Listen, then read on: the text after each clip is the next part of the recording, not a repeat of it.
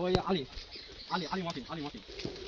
আপনার যে আঙ্গুর গাছ এখন আপাতত কিন্তু কোনো সমস্যা নাই, আমরা কোনো সমস্যা পাচ্ছি না।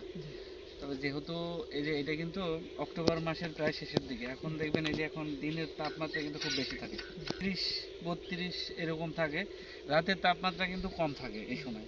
এই সময় কিন্তু এটি সেনসিটিভ গাছ, এই সময় হচ্ছে ছত্রাকের আক্রমণ হতে পারে, পাউডারি মিল্ডিউ আছে, ডাউনি মিল্ডিউ আছে, এই ধরনের ছত্রাকের আক্রমণ হতে পারে। সেই জন্য আপনি ছত্রাকনাশক ইউজ করবেন হচ্ছে ম্যানকোজেব বা ম্যানকোজেব প্লাস মেটালেক্সিল গ্রুপ আছে না, এইটা 2 গ্রাম হারে সকালে যখন শিশির শুকায় যাবে তারপরে দিবেন। আর একটা জিনিস দেখেন, আপনার এখন কিন্তু সমস্যা না হলেও আপনি কন্টিনিউয়াসলি এটা দিতে থাকবেন, কারণ হলো এতে যে শিশিরে যে ভেজা থাকবে না পাতাটা, এতে ছত্রাকটা মানে হওয়ার সম্ভাবনা খুব বাড়িয়ে তোলে, বুঝছেন? যার কারণে আপনি এই ছত্রাকনাশকটা আপনি 10 দিন পর পর 10 দিন পর পর সকালে শিশির শুকানোর পরে দিবেন, কিন্তু শিশির থাকা অবস্থায় দিবেন না। আরেকটা জিনিস হলো দেখেন, কুশি ছাড়ছে, এইটা কিন্তু এই বর্ষার পরে ছাড়ছে না, বর্ষার পরে ছাড়ছে, সেজন্য আপনি এই গাছ প্রতি এর জন্য তো সঠিক খাবার দরকার।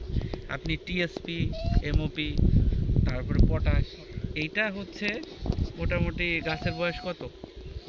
গাছের বয়স 4-5 মাস, 5 মাস হয়ে গেছে। 5 মাস। ওই আপনি মোটামুটি 10 গ্রাম করে 3টা সারি 10 গ্রাম করে একটু রিং করে দেবেন, আর এর সাথে 2 কেজি করে আপনি ইয়ে দেবেন, গোবরের সার দেবেন। হ্যাঁ, একদম ইয়ে গোবর দেবেন, শুকনা ভালো, যেটাতে পানি জমে না, রোদ পড়ে না, এরকম গোবর সার দেবেন। তাছাড়া আর কোনো সমস্যা এখন পরামর্শ দেওয়ার মতো আসলে নাই।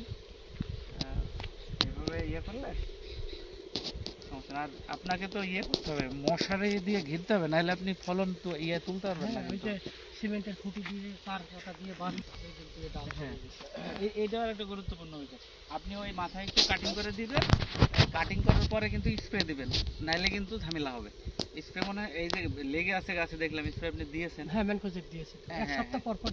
ওই যখন কাটবেন এখন কিন্তু কুশি ছাড়বে, কাটিং এখন করতে পারেন আপনি।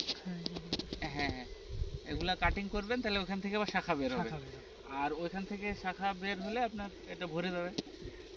আর কাটিং করার পরে সবসময় স্প্রে করবেন, আর যেভাবে স্প্রে দিতে বললাম এইভাবে দিলে আপনার রোগটা হবে না, আমরা আশা করা যায়। হ্যাঁ, আর এই যে ঘাস টাস গুলা ইয়ে করে দেবেন, মেরে দেবেন। ঘাস মারাই বীজ যেন দিবেন না, সেনসিটিভ গাছ, ঘাস মারা বীজ দিবেন না। এর ভিতরে ফেলে না রেখে এই যে ইয়ে করছেন, এই যে রসুন করতে পারেন, সামনে রসুন আছে, তারপর স্কোয়াশ আছে, নতুন ফসল, দাম ভালো, এগুলো করতে পারেন। স্কোয়াশটা কি?